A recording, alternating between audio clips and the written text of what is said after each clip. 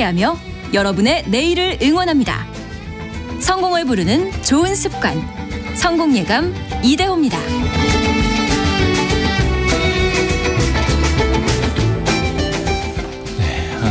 성공예감 이대호입니다. 2부 시작됐습니다. 출퇴근은 이제 출근은 거의 다 하셨을 것 같고 지금 전국 각지에서도 비가 오는 곳도 있고 또 아까 햇볕이 쨍쨍납니다라고 하시는 분들도 계시는데 이런 날 빨래 잘못 내걸었다가 또 이제 큰 코 다칠 수 있습니다. 갑자기 또 비가 후두둑 떨어질 수도 있고요. 비 조심하시길 바라겠습니다. 오늘 경제상식 퀴즈 초반에 내드렸던 그 정답이 풍수해 보험입니다. 풍수해 보험. 그냥 풍수해까지만 보내주셔도 저희가 정답으로 인정을 하고 있습니다. 이 정자님이 재작년에 식당으로 빗물이 들어와서 식재료와 식기들이 흙탕물에 엉망이 되고 정리하는데 한 달 동안 장사도 못했어요 라고 보내주셨네요. 6233님은 우리 사위도 이 보험을 가입했어요. 복숭아 과수원 하거든요. 비 피해가 없기를 바랍니다 라고 보내주셨습니다. 그리고 아까 6838님 전북 고창입니다. 아침에는 비가 오더니 지금은 햇볕이 쨍쨍입니다. 고추 수확하고 있습니다 라고 보내주셨어요. 비 항상 조심하고 계시길 부탁드립니다. 그리고 아까 1880님이 지난주부터 라디오 듣고 있습니다. 이대호 기자님 유튜브에서만 뵙다가 라디오에서 목소리 듣고 깜짝 놀랐네요 라고 풍수의 보험도 정답 맞춰주셨습니다. 고맙습니다. 자, 여러분과 함께 소통하는 성공예감 이대호입니다. 2부 이어가겠습니다. 오늘 지금 증시를 보니까 코스피 코스닥은 좀 혼조입니다. 최근에 증시가 코스피는 2,500 초반까지 좀 조정을 받았었는데 오늘은 0.4% 현재는 반등하는 코스피 2,537포인트, 코스닥은 867포인트로 해서 거의 지난주 금요일과 변화가 없는 상황입니다. 원달러 환율은 1,302원, 1,302원을 가리키고 있습니다. 증시가 왜 이렇게 좀 최근에 조정을 받았는지 앞으로는 어떻게 될지 이번 주에도 중요한 물가를 비롯해서 또 우리나라 금리 결정도 있고요.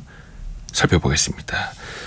신한투자증권 강북금융센터의 곽상준 지점장입니다. 어서 오세요. 네, 안녕하십니까. 오시는 길은 괜찮으셨어요? 네, 지금은 비가 안 오고 있었습니다. 좀 이따 또 많이 올 수도 있습니다. 안심해서는 안 됩니다. 최근에 증시가 많이 조정을 받았어요. 그렇죠? 네. 거의 2,640포인트 선에서 2,500 거의 한 10포인트대까지 내려갔다 왔고 네. 최근의 조정은 좀 어떤 이유라고 혹시 보고 계세요? 공백기에 나타난 조정이다라고 생각을 하는데 공백기요? 네, 첫 번째는 이제 작년도 시장을 짓눌렀던 핵심적인 이유는 중앙은행에서 금리를 굉장히 긴축적인 제약적인 즉 금리를 올리는 상황들이 연속적으로 발생을 했고 도대체 어디까지 금리를 올릴지 모르는 상황이 지속되었습니다. 그래서 강경한 발언, 그러니까 금리를 우리는 꽤 많이 올릴 거야라는 발언과 태도가 있으면 시장에 충격을 많이 받았고 그 작년도 하이라이트가 8월달 미국에서 잭슨홀 연설 이후에 키베릿 계속해서 우리는 진행할 거야라고 파월 의장이 발언을 했지 않습니까? 바로 이제 볼커 의장처럼 할 거야 하고 볼커 의장의 책 제목을 따라서 그걸 여러 차례 반복하면서 이 얘기를 했는데요. 그러면서 시장이 도대체 금리가 어디까지 올라가면서 충격을 크게 받았고 10월 달에 지수가 저점을 기록을 했습니다. 근데 이제 올해 들어오면서 분위기가 바뀌었던 게 금리는 충분히 올랐고 추가로 더 올릴 수 있는 공간은 이제 거의 별로 안 남아있는 것 같은데?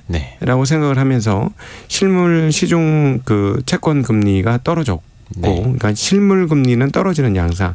그러니까 긴축만 계속되던 한 해의 흐름에서 드디어 완화적인 흐름으로 왔다라는 게 하나 작동이 되면서 시장이 안심 랠리를 좀 했고요.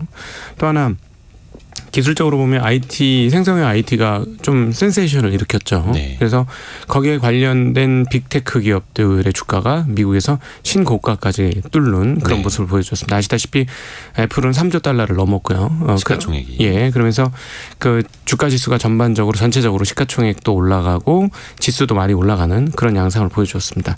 그런데 이제 문제는 뭐냐면 그럼 정말로 실적이 좋아졌느냐. 금융의 긴축적인 상황들은 끝났고 그다음에 AI에 대한 기대도 반영을 했는데 그러면 이제 금리는 더 이상 확실히 안 올리고 오히려 떨어지는 과정이고 기업들은 실적이 좋아지는 과정이냐. 여기에서 약간 의문이 있는 상황이 되겠습니다. 네. 그러니까 작년도 연말에 재고 조정은 많이 했습니다만 이 재고 조정이 기업 실적 플러스로 갈지는 아직 잘 모르겠다는 거죠. 반면에 이제 대형 기술주들은 이미 주가가 올랐으니까 충분히 그거는 반영이 되어서 지금 상황은 어떤 상황이냐? 정말 재고 감소가 실적 증가로 이어지는지 여부. 그다음에 금리는 제약적인 게 완전히 끝나고 완화적인 스탠스로 넘어가는지를 기다리는 시점인데 최근에 그 나왔던 지표들을 보건대 연준이 금리를 내리기는커녕 한 번 더 올릴 수도 있겠는걸? 로 분위기가 좀 바뀐 거죠. 그러면서 시장이 전반적으로 위축이 된 거고 한국인의 외국인 그 매수세 감소도 그것과 연계해서 보면 좀 이해가 쉬우실 것 같습니다. 그러니까 물가와 금리에 대한 부담은 한풀 꺾였었는데 다만 실적이 올라오는 데까지는 좀 시간이 많이 필요했던 거고 그 사이 어디선가 좀 갈팡질팡 하고 있는 상황 같기도 하고요. 그리고 특히 이제 지난주에 국내 증시에서도 관련된 루머, 소문도 많이 들었었는데 새마을금고 때문에 주식시장에서도 뭔가 좀 더 불안하다. 네. 새마을금고가 갖고 있던 주식 자산도 많이 처분하는 것 아니냐 이런 또 불안감도 많이 커졌었거든요. 네. 이건 좀 어떻게 보세요? 이거는 분명히 그럴 수 있을 것 같습니다. 왜냐하면은 채권은 이미 팔았다고 뉴스가 나왔죠. 네. 조 단위의 채권들을 파는데 새마을금고 입장에서 이렇게 계속 뱅크런 비슷한 일이 벌어지면 자금을 조달해야 되기 때문에 가장 빨리 조달할 수 있는 자산은 유동성 자산들이에요. 그러니까 채권과 주식이 가장 빨리 조달할 수 있거든요. 바로 매매가 되니까요. 예, 근데 예를 들어서 부동산 관련 채권이라든가 부동산이라든가 이런 것들은 시간이 많이 걸립니다. 그렇죠. 예, 현금화하는데 그러다 보니까 일단 현금화할 수 있는 것들을 매도할 수 있는 거는 당연한 수순이고 이로 인해서 시장이 조금 영향을 받고 악영향을 받고 채권 시장 금리가 오르고 주시장 주가가 빠지는 거는 충분히 일어날 수 있는 일입니다. 네. 예, 그런데 이제 일단은 지난주 방금 전에 앞서 뉴스에서도 나왔습니다만은 뱅크런 상황들이 조금 완화되고 있는 다시 돈이 조금 유입되는 예금이 유입되는 그런 상황이니까 이런 부분들에 의한 충격은 일단은 숨고르기에 들어갔다라고 볼 수 있겠고요. 이 부분은 이제 계속 걱정이 되는 게 뭐냐면 그 개인 부채 비율 그리고 지난번에 나왔던 한국은행의 금융안정 보고서를 보면 아직까지 완벽하게 안심하기는 조금 이르다. 그러나 이제 정부에서는 이것을 해결할 수 있는 능력을 가지고 있다. 이걸 동시에 같이 보셔야 될 것 같습니다. 네. 그러니까 예를 들어서 한국은행도 개입을 해서 자금 지원을 할 수가 있는 상황이기 때문에 네. 그러면 그러면 이것이 더 크게 예를 들어 실제로 뱅크런을 이 났을 때 대응을 못하는 상황이다. 이런 일까지는 이루어지지 않을 것 같고요. 그럼에도 불구하고 지금 한국은 굉장히 어려운 점이 부채 구조 조정을 좀 잘 해야 되는데 쉽지 않은 상황 그리고 경기가 꺾이면서 그 금융안정 보고서에서 보면서 제일 마음이 좀 아팠던 대목이 뭐냐면 자영업자들의 연체율이 굉장히 많이 올라가고 있고 예. 그리고 자영업자들이 계속 어려운 환경에 처해져 있다라는 내용들을 보면서 좀 마음이 많이 아팠습니다. 그래서 그 자영업자들 입장에서는 계속 좀 쉽지 않은 구간들이 될 것 같고요. 이분들은 이제 부채 구조 조정하기도 굉장히 어려운 상황들이라 결국은 이게 해소가 되려면 경기가 좀 회복되고 올라오는 수밖에 없는데 그렇게 경기가 회복되려면 결국은 한국 같은 경우는 다른 무엇보다도 반도체 가격이 오르고 반도체 경기가 올라야 되거든요. 수출 좋아져야 되고. 예. 네. 근데 이 부분까지는 조금 시간이 필요한 상황입니다. 시간이 약이고 시간이 해결해 줄 것 같긴 하지만 네. 그래도 시간은 필요하거든요. 네. 그래서 그때까지 그게 잘 될 것이냐는 좀 안타까움이 있고 그리고 부채는 확실히 구조조정 되는 게 좋을 것 같아요. 부채. 네. 근데 이제 개인의 그 부채 증가율은 확실히 낮아졌습니다. 전년 대비로는. 근데 이제 부채가 줄어들지는 않고 있어서 지금 조만간에 다시 한번 또 다시 얘기를 하겠습니다만 한국은행이 이제 이번 주에 금융통화위원회 하면서 금리 결정을 해야 되는데 네. 굉장히 난처한 상황에 있겠구나 하는 생각도 더불어 하게 됐습니다. 네. 난처한 상황이요? 네. 네. 그 뒷부분 한번 여쭤볼게요. 일단은 증시 관련된 흐름부터 한번 쭉 흘러가 보고요. 우리나라 증시에서는 사실 그 수급을 이제 크게 좌우하는 게 역시 외국인 투자자 아니겠습니까? 외국인 투자자들이 올해 들어서는 그래도 쭉 매수세 이어오면서 국내 증시도 2,600선까지 회복을 했던 건데 최근에 보면은 외국인의 순매도가 좀 눈에 띕니다. 이게 단순한 차익 실현일지 어떤 뭔가 요인이 따로 있을지 혹시 어떻게 보세요? 외국인들도 가장 근본으로 보는 시장을 지금 미국 시장이라고 보시면 되겠어요. 네. 그래서 이제 미국 시장이 흔들리고 있지 않습니까? 미국 시장도 한국 시장과 더불어서. 그러니까 미국 시장이 저렇게 움직이면 외국인 투자자들도 심리에 당연히 영향을 받죠. 보시면 아시겠습니다만 한국의 올해 상승과 외국인 매수의 주요 기업은 삼성전자, 하이닉스 두 종목으로 대변이 됩니다. 예. 근데 이제 잘 보셨다시피 AI가 파죽지세로 올라갈 때는 계속해서 매수가 들어왔었는데 워낙 미국에서 엔비디아하고 애플이고 뭐 다 신고가를 내면서 너무 많이 올랐거든요. 네. 그러다 보니까 이제 매수세가 좀 줄어들었죠. 그것과 더불어서 삼성전자, 하이닉스에 대한 매수세도 외국 매수세도 줄어들었습니다. 근데 기본적으로 보시면 이번 올해 이제 시장의 상승, 특별히 이제 거래소 시장의 상승은 외국인들의 순매수에 의해서 상당 부분이 작성되었다 이렇게 네. 볼 수 있는데, 근데 이들이 샀던 종목은 삼성전자, 하이닉스를 제외하면 오히려 파른 종목들이 많아요. 네. 그러니까 그리고 또 이제 개인들 수급은 여전히 뭐 좀 저조했었습니다. 그러니까 이렇게 표현할 수 있죠. 주포가 빠지자 뭐랄까 대포화를 쏴줄 사람들이 아무도 없는 시장이 지금 한국 시장 아니냐. 네. 그래서 결국은 제가 보기에는 앞서도 언급을 드렸습니다만 실질적으로 기업 실적이 플러스가 나고 좋아지는 양상을 보여주던가, 예. 그리고 미래에 대한 기대가 지난번처럼 다시 확 올라오던가 네. 이렇게 되어야만 외국인 수급이나 국내 수급이 좀 반영이 될 것 같고요. 그다음에 한국은 심리가 그렇게 좋지 못합니다. 여전히 네. 몇몇 그 업종과 섹터만 좋고 그러다 보니까 결국은 시장 전반적으로 좀 상승폭이 커야만 국내 수급이 국내 주식시장에 대해서 좀 긍정적으로 보지 않을까 싶습니다. 근데 또 시장을 좀 좋게 보셨던 분들 입장에서는 뭐 저점 대비 한 20% 올라왔을 때 강세장에 진입했다라는 뭔가 기술적 분석의 요건 같은 거 있지 않습니까? 네. 코스피도 거기에 좀 포함이 돼 있었고, 그러면 또 2분기 실적이 발표되는 한 7월 말부터 8월 중순까지는 실적 시즌인데 공교롭게도 계절적으로 이제 여름이다 보니까 서머 랠리가 가능한가에 대한 궁금증도 좀 생길 테고요. 이 상승장이 유효한지 올해의 여름 시장 서머 랠리는 어떠할지 어떻게 혹시 보세요? 일단 뭐 기술적으로 보시면 전 이제 기술적인 거 많이 보지는 않습니다만 네. 기술적인 걸 보시면 2,500을 돌파하는 과정 굉장히 어려웠습니다. 네. 예. 2,400 언저리에서부터 2,100 사이에서 꽤 오랜 시간을 이렇게 옆으로 횡보를 했고요. 2,500을 돌파를 하면서 그 고점을 뚫었어요. 그래서 이번에는 뒤집어서 얘기를 해보면 2,500 거래소 기준으로 2,500포인트가 무너지지 않고 버텨준다면 아직 이 상승 추세가 훼손됐다라고 얘기하기는 조금 어렵습니다. 네. 예, 그러니까 상승 추세 과정에서 일어나는 숨고르기 정도로 지금 충분히 해석해 볼 수 있을 것 같고요.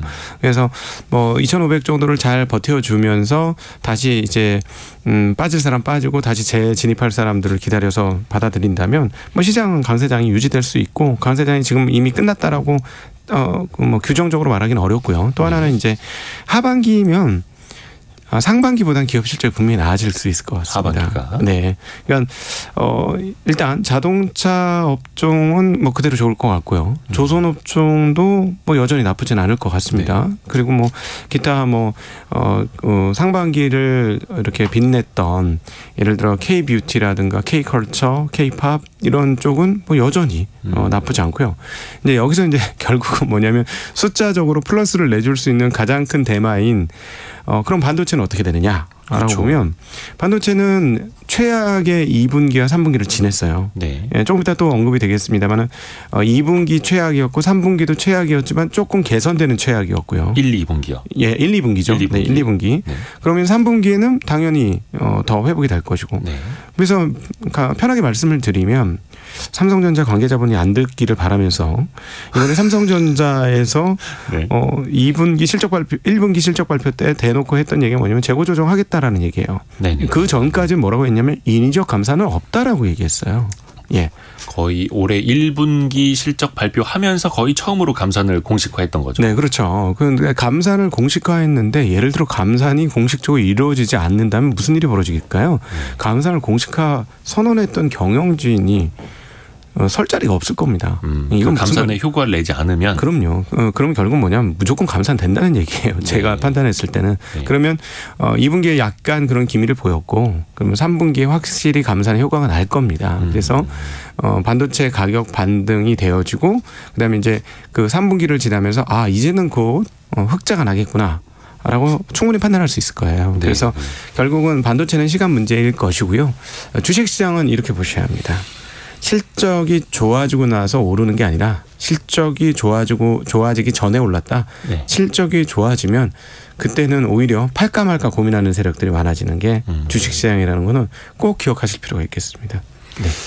그래서 반도체도 뭐 감산을 공식화했고 감산 효과가 하반기부터 나타날 것이다라는 기대를 하고 있고, 근데 그 감산 선언과 거의 동시에 그 직후부터 삼성전자, 하이닉스 주가들도 많이 오르지 않았습니까? 물론 미국의 AI 뭐 이런 열풍의 효과도 좀 같이 있었습니다만, 근데 최근에 보면은 반도체 관련주도 아주 큰 조정을 받았어요.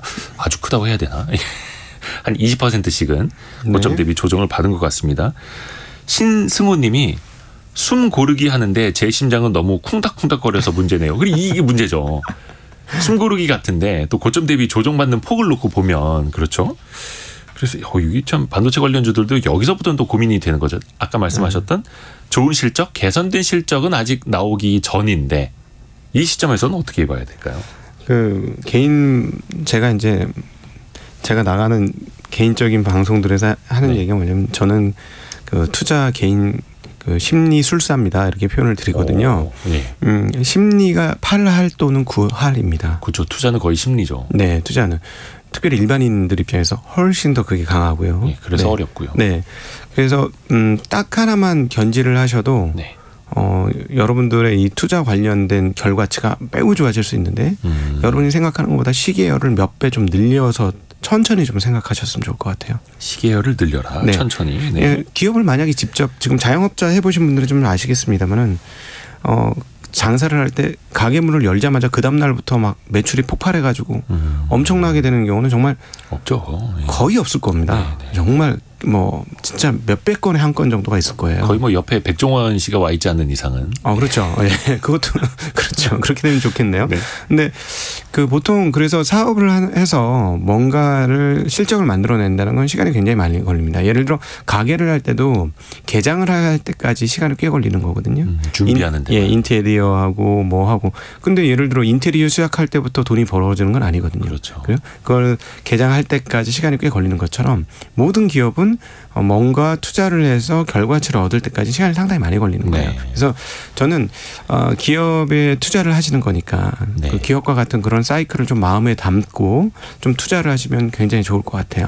많은 분들이 내가 돈이 적어서 투자해서 좋은 성과를 못 거둔다 이런 생각을 하시는 분들이 꽤 많은데 그렇지 않습니다. 저는 이 현장에서 돈이 있는 분들 없는 분들 다 만나본 사람인데, 그런데 제가 보니 많은 분들이 생각하시는 것처럼 돈이 많은 사람이 돈을 번다.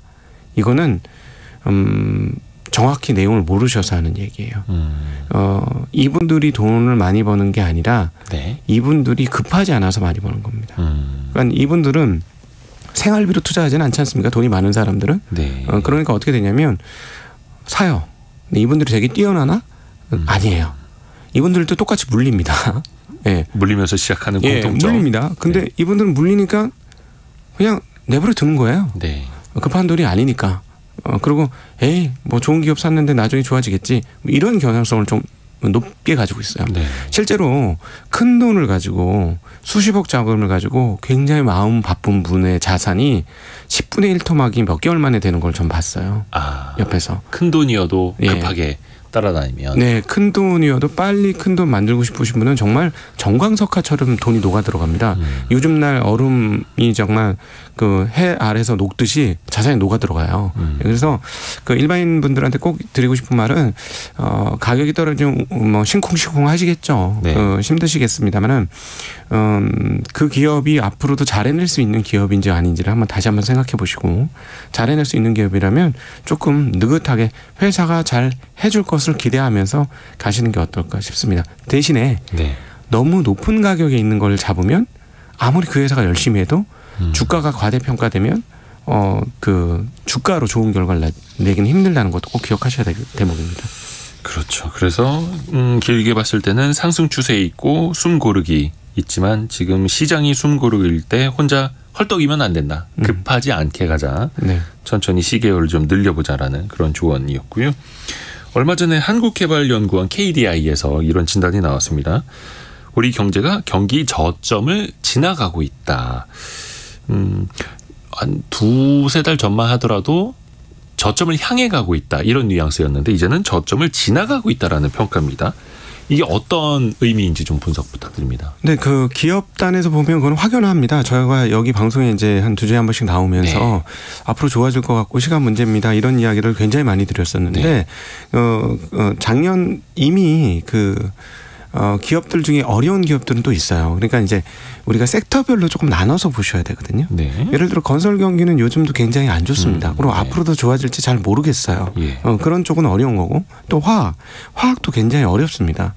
그리고 화학 중에서도 기초화학 제품을 만드는 회사들은 정말 어려워요. 그것도 경기에 네. 잘 연동이 되니까요. 네. 그리고 중국에서 설비 증설이 너무 많았거든요. 그러니까 이 업체들이 좋아질지 잘 모르겠어요. 그런데 업종별로 좀 다른데 지금 이미 좋은 자동차, 조선, 기계 그리고 앞으로 지금보다는 조금 나아질 거라고 생각하는 반도체. 지금 앞서 나쁜 업종과 좋은 업종을 말씀을 드렸었는데 좋은 업종과 나쁜 업종의 한국 경제에서 차지하는 규모를 한번 생각해 보시면 도움이 되실 것 같습니다. 지금 제가 말씀드렸던 뭐 건설, 화학 이런 쪽 굉장히 좋지 않았는데 반면에 조선, 자동차 기계 이런 쪽은 굉장히 좋았거든요. 근데 이 비중을 따져보면 이 좋은 쪽의 비중이 훨씬 더 높아요. 근데 이쪽이 계속해서 우상향하고 있고 대표적인 게 조선입니다.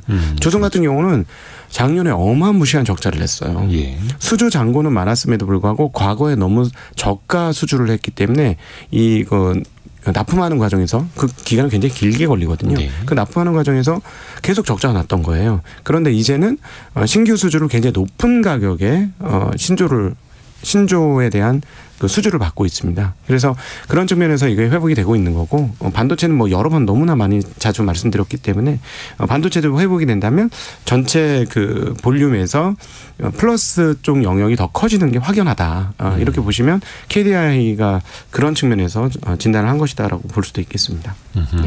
전체 여건에서 개선이 되고 있고 그동안 부진에 빠졌던 산업들도 개선이 되어가고 있고 나아지고 있고 그러면 앞에서도 뭐 외국인 투자자들이 약간 순매도 이런 것도 좀 이야기를 했는데 다시 돌아올 수 있는 그래도 한국 시장을 떠나지 않고 긍정적으로 외국인 시각에서 볼 수 있는 그런 요인이라고 평가를 하면 될까요? 예, 외국인들은 지금 투자 비중이 작년도에 정말 크게 떨어졌거든요. 예. 네, 그래서 전체 한국 투자 비중 중에 외국인들 비중이 기록적으로 떨어져서 언제든지 올라올 수 있는데 네. 매력적인 업종이 있느냐가 중요한 것 같습니다. 그 안에서. 네, 그들 입장에서도 그냥 뭐 기계적으로 배분을 하는 사람들도 있습니다만은 액티브하게 그러니까 적극적으로 투자 시장을 공략하는 사람들 입장에서는 각 섹터별, 기업별 이익의 증가가 나오는지 여부가 굉장히 중요하기 때문에 제가 보기에는 하반기에는 뭐 지금보다 나쁘지 않아서 외국인들 다시 충분히 들어올 수 있는 여건이 있다라고 보여지고요. 또 하나는 이제 중국도 되게 중요합니다. 중국. 네네. 왜냐면은 지금 최근에 그 외국인들 빠져나가는 과정에서 이제 중국 시장을 옆에서 이렇게 지켜보시면 별로 좋지 못해요. 네. 중국 시장은 언제 나아지는 겁니까, 진짜? 중국 시장은 올해 2번의 외국인 투자자들이 기대와 배신 을 했어요. 그러니까 1분기 때 엄청난 기대를 했습니다. 리오프닝 한다고 해서. 그렇죠. 그래서 막 수십조의 자금 들어갔고요. 시장도 많이 올랐고 홍콩 시장 같은 경우는 뭐 바닥에서부터 뭐 엄청 떨어졌다가 바닥에서부터 한 50% 정도 오르고 막 그랬었는데 네. 리오프닝 효과가 하나도 안 나오는 거예요. 그렇죠. 그러면서 주가가 다시 폭락을 했습니다. 네. 근데 최근에 또 한 번 기대를 했다가 또 이게 실망이 되면서 다시 빠졌어요. 그 과정에서 사실은 중국 시장이 화랑이 되면 외국인들 투자자 입장에서는 중국 시장도 사지만 그 한국과 이 산업 구조가 유사하기 때문에 일종의 레버리지 시장으로 한국을 매수하는 경향도 상당히 높거든요. 네. 그러니까 올해 지금 상황에서는 중국에 대한 기대가 많이 꺾였고 그러다 보니까 한국도 반도체 매수할 만큼 매수한 상황에서는 뭐 추가적인 매수가 제대로 못 들어오고 뭐 이렇게 좀 연계가 되어 있다고 볼 수 있겠고 근데 중국은 그러면 도대체 언제 어떻게 되느냐? 지금 CPI하고 PPI라고 하는 소비자 물가, 생산자 물가가 정말 네. 바닥을 기고 있습니다. 생산자 물가는 아직도 마이너스고요. 네. 소비자 물가도 뭐 여전히 뭐 0.2% 뭐 이런 정도 상황이에요. 그러니까 그쵸. 지금 다른 나라들 모두는 인플레이션 때문에 걱정을 하지만 중국은 디플레이 걱정이 많습니다. 다른 나라랑 사정이 완전 다르죠. 예, 그렇습니다. 그래서 지금 돈을 풀고 있는데 조금 겁을 내고 있는 것 같아요. 정책 당국이 왜 그러냐면 2008년도 미국에서 그 리만 브라더스가 무너지면서 금융위기가 왔을 때 그때 어땠냐면 분위기가 100년 만에 대공황이다. 그러니까 1929년 이후 가장 최악의 사태가 발생했다. 네. 미국의 은행들이 망하는 시스템 위기가 왔기 때문에 이제 앞으로 어떻게 될지 모른다 할 때 그때 중국이 미국에 어마무시한 그 수출을 하고 있었고 네. 그러면서 이제 흑자를 보고 있었던 상황이었거든요. 근데 그 사태를 보고 너무 깜짝 놀라서 어떤 일을 하냐면 4조 위안이라는 돈을 풀게 됩니다. 네. 대략 한 800조 가까운 돈을 한국 원화로 보면 800조 가까운 돈을 일시적으로 풀게 되는데요. 네. 그러면서 무슨 일이 벌어졌냐면 우리가 요즘 많이 듣고 있는 중국의 부동산 버블이라든가 이런 자산가 버블이 엄청나게 발생을 합니다. 예. 그러니까 그거를 수습하는데 10년이 넘게 걸린 거예요. 그러다 보니까 중국이 무슨 완화책을 하는 데 있어서 옆에서 보면 너무너무 찔끔찔끔하고 있습니다. 지금. 그러니까 이쯤 되면 완화책이 좀 나와야 되는 거 아니야? 뭐 청년 실업률이 20.8%고 뭐 이런데 근데 그렇게 공격적인 완화를 못해요. 그러다 보니까 지금 계속 조금씩 누적적으로 그 완화책이 나오고 있고 결국은 그 완화책 중에 끝이 뭐냐고 본다면 작년도 공동부유 얘기하면서 가장 세게 규제했던 기업. 빅테크. 네, 중국의 빅테크. 알리바바를 비롯한. 알리바바. 그리고 거기에 그 최고점 뭐였냐면 엔트 파이낸셜의 상장 철회. 네. 네. 그리고 알리바바의 뭐라 그럴까요? 그 중앙 무대에서의 이탈 이런 것들이 있었는데요. 최근에 보시면 재미난 뉴스들이 나옵니다. 드디어 마윈이 돌아왔고 네. 마윈이 여기저기서 이제 이야기를 하는 것들이 기사에 포착이 되고 있고 이강연 많이 다니더라고요. 네. 그리고 지난주에 어떤 일이 있었냐면 엔트그룹에 대해서 약 70억 위안의 벌금을 때리고 이제 정리가 되는 것 같습니다. 아, 이제 마무리가 된다라는 거죠. 벌금을 물렸다라는 거. 예. 이제 마무리가 되는 국면이라서 빅테크들에게 그 했던 그런 압박은 앞으로 이제 서서히 조금 지금보다는 줄어들 걸로 보여지고 또 완화도 계속 하고 있습니다. 안 하는 게 아니라서 하고 있어서 이렇게 느리면 아마 속도를 조금 늘릴까? 이게 외국인 투자자들이 계속 그 생각을 하거든요. 먼저. 네. 근데 그렇게 안 하는 거예요. 그러니까 기대감으로 매수되었다. 홍콩 시장 같은 경우 또 실망되고 기대했다 실망했고 이거 두 번이에요. 그 기대와 실망을 반복하는 게 사실 시장의 속성이긴 한데. 네. 근데 이번에 그래서 그 아마 좀 외국인 투자자들 입장에선 좀 더 개선된 경기 실적까지를 기다릴 것 같습니다. 예. 그러면 그것까지 나오려면 중국에서는 부양책이 조금 더 나와야 될 것 같고요. 예. 그래서 지금 애매한 상황이긴 합니다. 그 중국 당국에서는 저번에 리창 총리죠. 리창 네. 총리가 5%대의 경제 성장을 달성할 수 있다고 아주 자신 있게 얘기는 했어요. 네. 예. 근데 이제 올해는 5%인데 내년이면 또 어떻게 되느냐의 문제도 있고요. 그다음에 추가적으로 얼만큼 더 부양을 할 것이냐에 대한 뉘앙스를 줄 것인지 여부가 중국 시장에 있어서는 되게 중요한 포인트가 되겠다. 그리고 현재 정도의 흐름이면 CPI하고 PPI 개선 속도가 별로 안 나올 것 같습니다. 소비자 물가와 생산자 물가가 개선되는 속도가 얼마 안 나올 것 같다라는 말씀은 지금처럼 계속 저물가 상황이 중국은 이어질 것이다. 쉽게 안 올라온다는 거죠. 지금 뭐 생산자 물가 마이너스가 플러스로 넘어와야 되는 상황이고 네. 소비자 물가도 좀 뭐 예를 들어 한 1~2% 정도 수준대로 뭐 좀 올라와야 되는데 근데 어쨌든 그 가장 강력한 요소 중에 하나가 뭐냐면 돼지고기 값입니다. 중국에서는. 그렇죠. 중국은 돼지고기 소비가 원체 많으니까. 예, 소비자 물가에서. 그래서 그 부분에 대해서 가격이 더 이상 떨어지지 않도록 지금 제어를 하기 시작했다는 얘기 나옵니다. 조금 몇 년 전으로 시기열을 이렇게 흘러가서 거슬러 올라가 보시면은 중국에서 어떤 일이 벌어졌었던 적이 있냐면 네. 돼지 콜레라라고 돼지열병. 예. 돼지열병이 있었습니다. 아프리카 돼지열병. 예. 네. 그러면서 돼지 가격이 오르고 돼지 사육수가 급격하게 주는 경우가 있었거든요. 근데 이제 그 일을 당하고 나니까 돼지를 다시 키워야 되잖아요. 근데 이제 돼지가 한 번에 새끼를 놓으면 몇 마리나 나는지 아십니까? 좀 많이 낳지 않나요? 많이 낳습니다. 네. 1년에 그게 한 2번도 놓을 수 있어요. 네. 와, 10마리씩 2번 네. 이렇게. 그러니까 이게 기하급수적으로 늘어서 그런 그 반대 후폭풍이 뭐라 그래야 되냐 반대 작용이 좀 있었고 이게 지금 소비자 물가를 안 올리는 또 중요한 요인이 되고 있습니다. 네.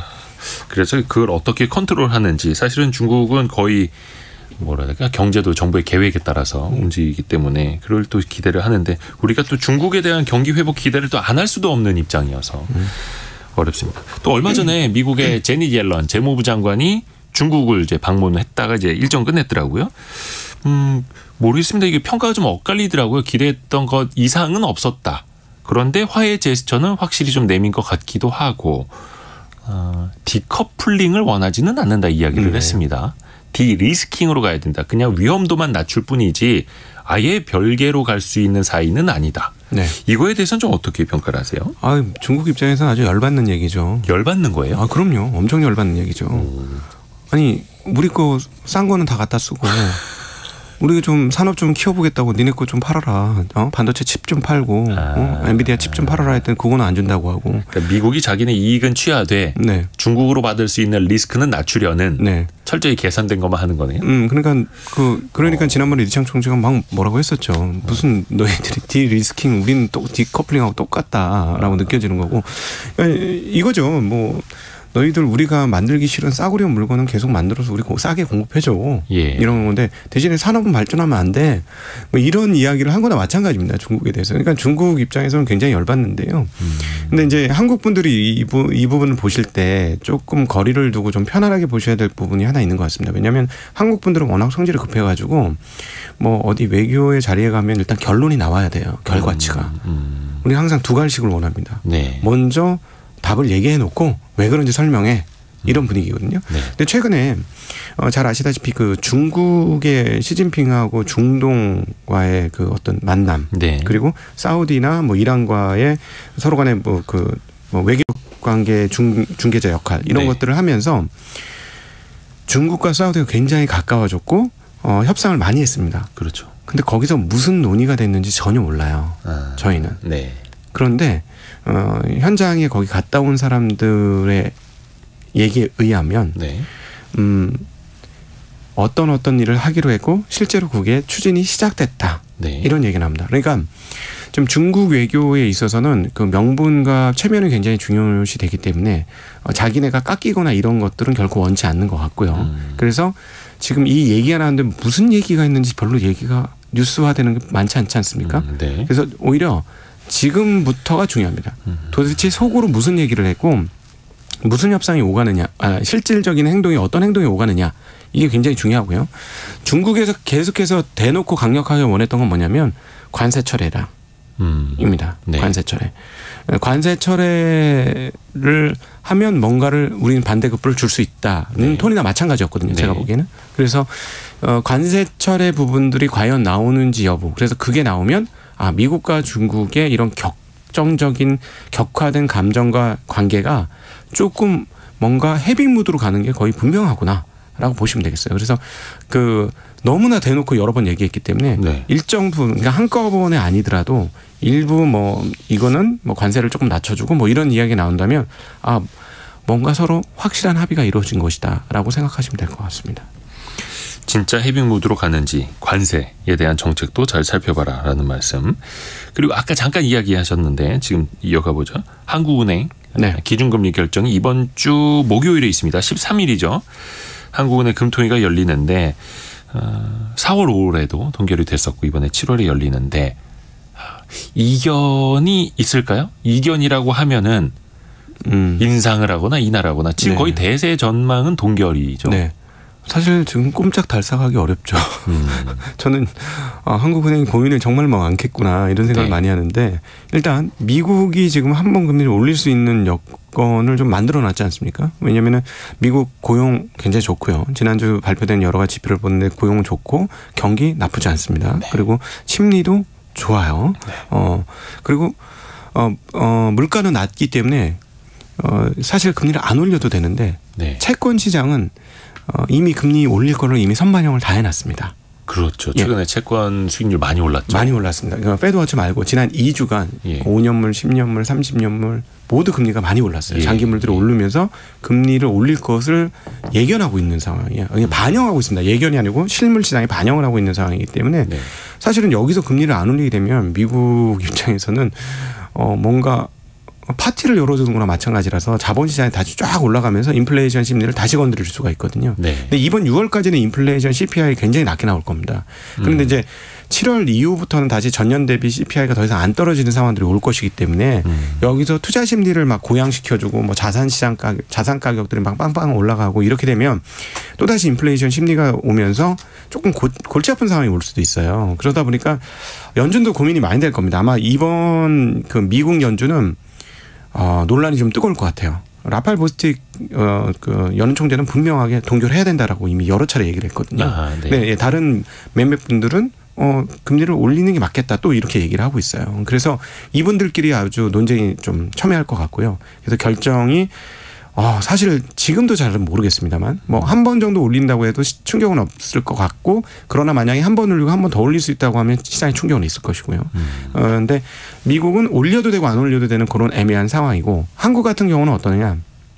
앞서 그 자영업자 상황들 언급 살짝 했습니다만 경기가 여전히 안 좋죠. 국내 내수 경기는 뭐 주식시장에 반등을 했습니다만 내수 경기는 전혀 다른 얘기고, 요즘 진짜 자영업자들 그 식당 같은 데 가보면 10시 전에 문 닫는 경우, 예전에는 한국이 불의하성 아니었습니까? 네. 제발 집에 좀 빨리 보내줘.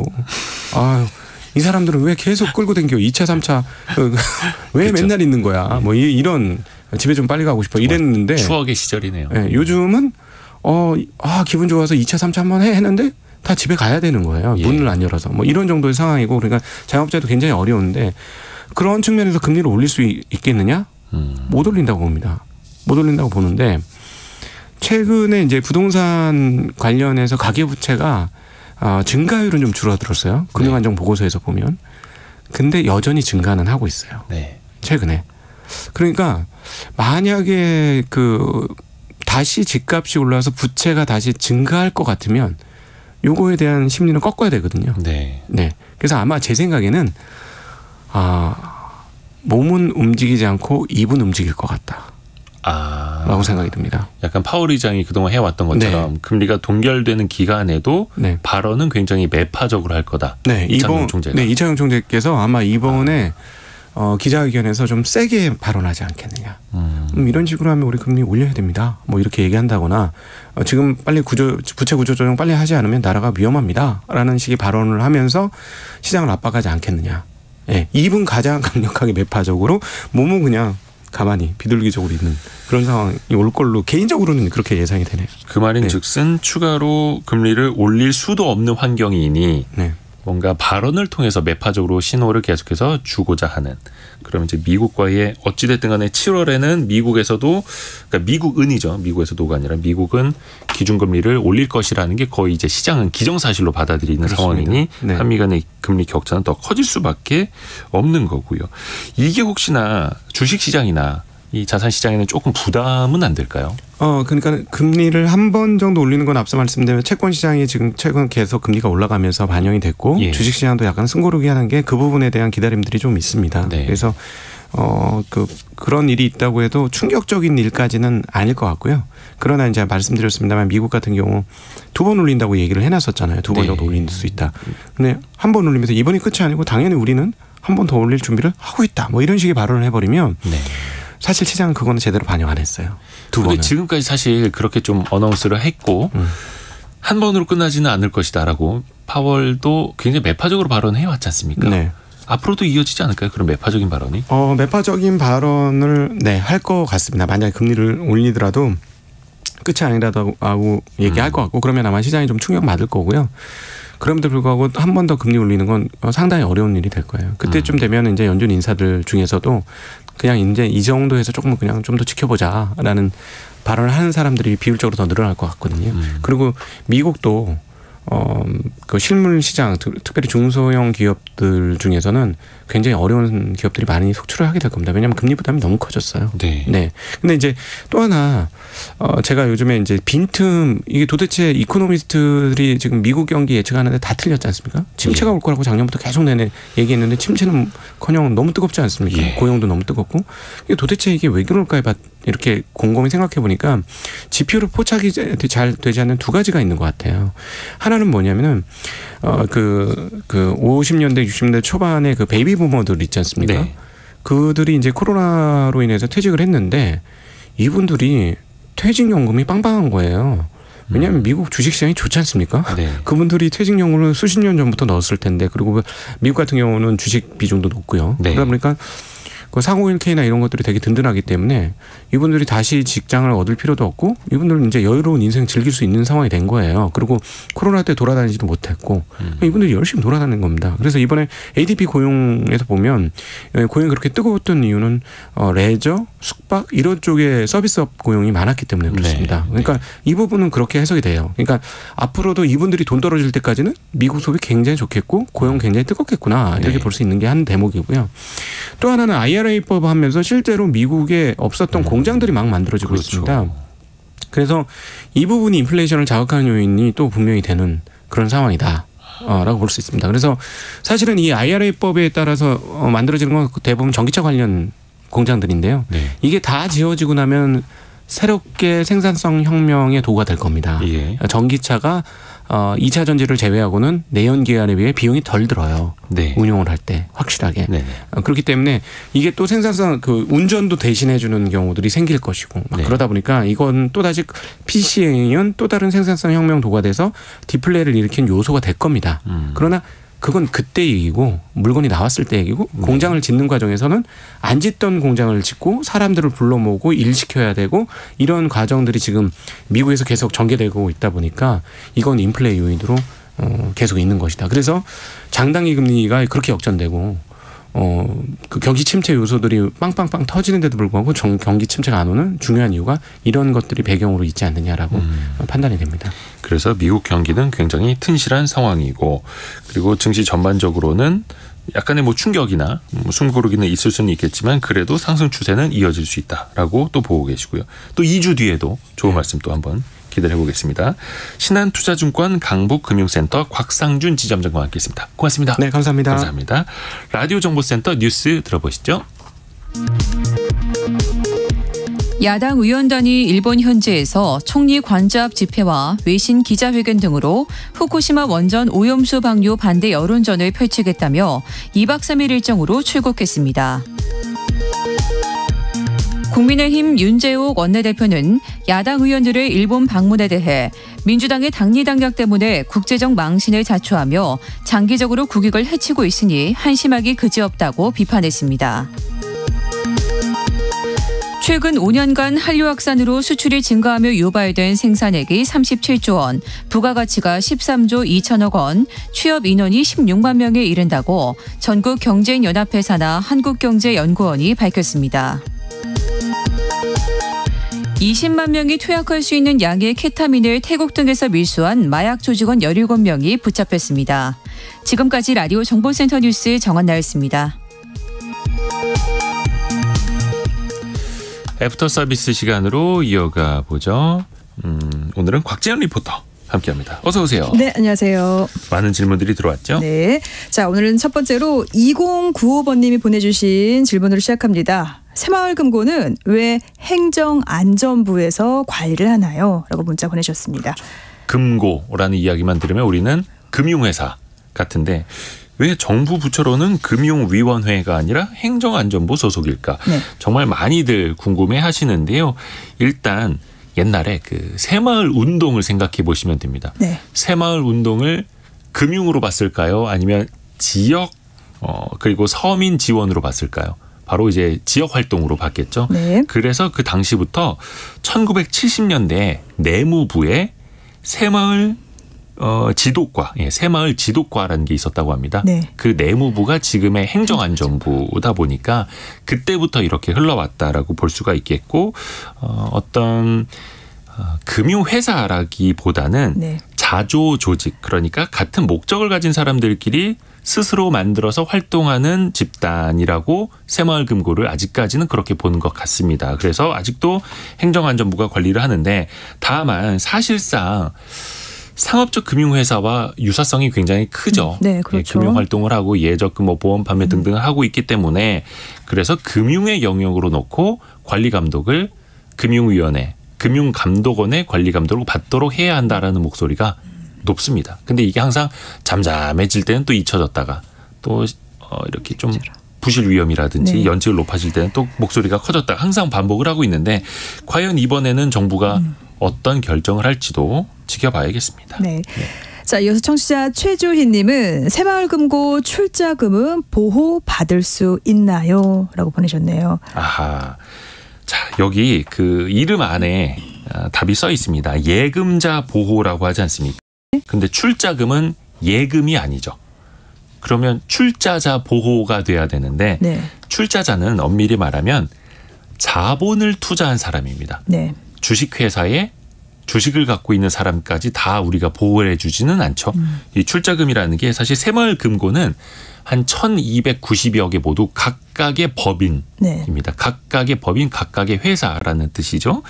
그래서 거기에 출자한 자본금은 예금자 보호 대상이 되질 않습니다. 그렇군요. 예. 자, 그리고 5053번님 그리고 1714번님 보내셨는데요. 그 새마을금고에 또 보험 가입한 분들 꽤 있는데 이 보험은 괜찮은지라고 좀 궁금해하시네요. 아, 예. 보험도 똑같이 예금자 보호가 된다고 하네요. 네. 1인당 최고 5천만 원까지 보호가 가능합니다. 보험은 이제 공제사업, 공제 이렇게 불리기도 하는데 만약에 새마을금고 예금하고 공제, 즉 보험을 같이 둘 다 갖고 있으면 네. 예금에 대해서 5천만 원, 공제에 대해서 5천만 원 각각 보호가 된다고 합니다. 알겠습니다. 자, 다음은 3937번님. 중국에서 우리 국민이 부동산 취득할 수 없는데 왜 우리나라는 중국인에게 이렇게 부동산을 취득할 수 있게 허용을 하고 있나요? 라고 보내셨습니다.